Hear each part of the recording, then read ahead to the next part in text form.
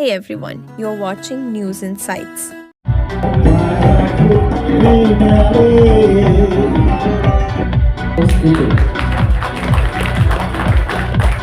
दीपज्योति परब्रह्म दीपज्योति जनार्दन दीपो में हरतु पापम दीपज्योति नमोस्तुते।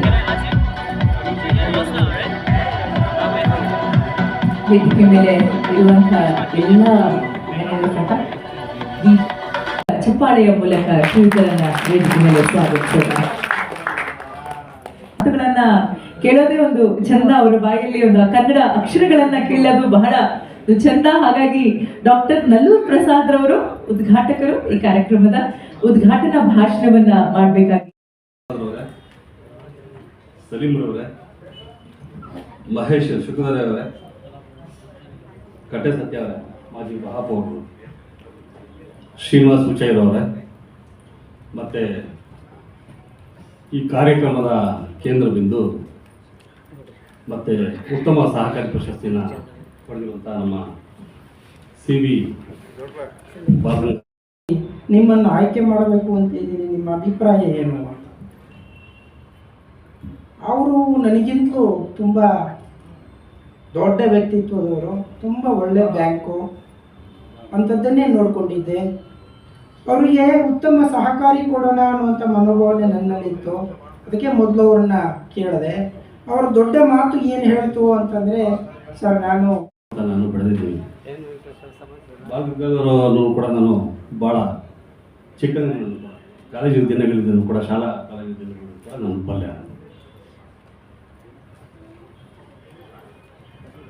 ಹನುಮಂತ ನಗರ ಕೋಆಪರೇಟಿವ್ ಬ್ಯಾಂಕ್ ಇದೆಯಲ್ಲ,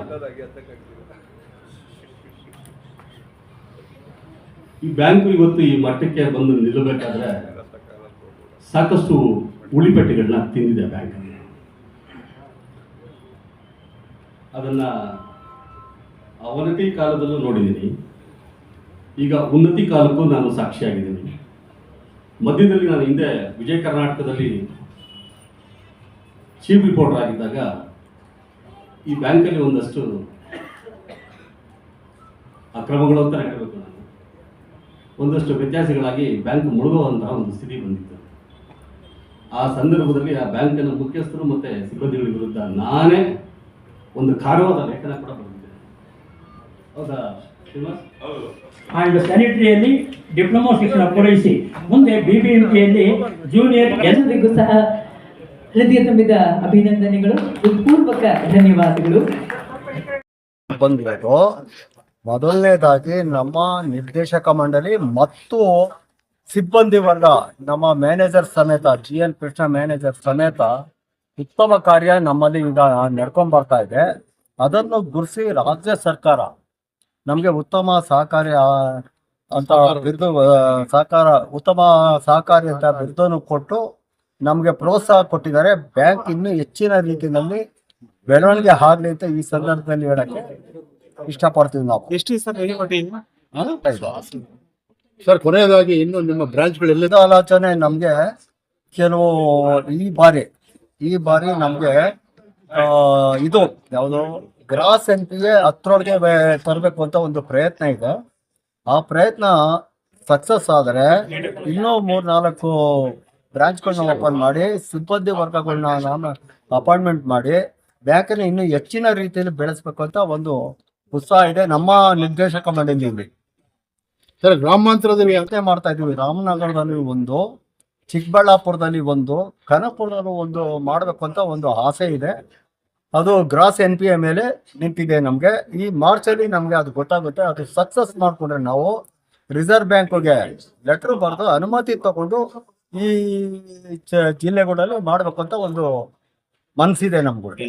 ಸರ್, ಈಗ ಕೊನೆಯದಾಗಿ ನಿಮಗೆ ಕೊಟ್ಟರು ನಮಗೆ ಪ್ರೋತ್ಸಾಹ ಕೊಡಬೇಕು ಗ್ರಾಹಕರು ಮತ್ತೆ ಸದಸ್ಯರಿಗೆ ಸಾಲಗಳು ಕೊಡೋದಕ್ಕೆ ಇದ್ದೀವಿ.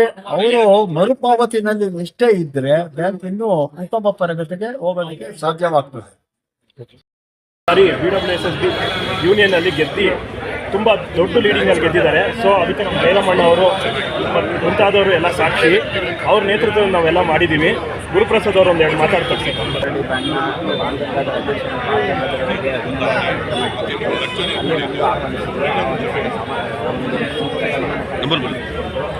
ಅದರಿಂದಾಗಿ ಎಲ್ಲರಿಗೂ ಖುಷಿ ಆಯಿತು. ಅವ್ರಿಗೂ ಒಳ್ಳೆಯದಾಗಲಿ, ಎಲ್ಲರಿಗೂ ಒಳ್ಳೆಯದಾಗಲಿ.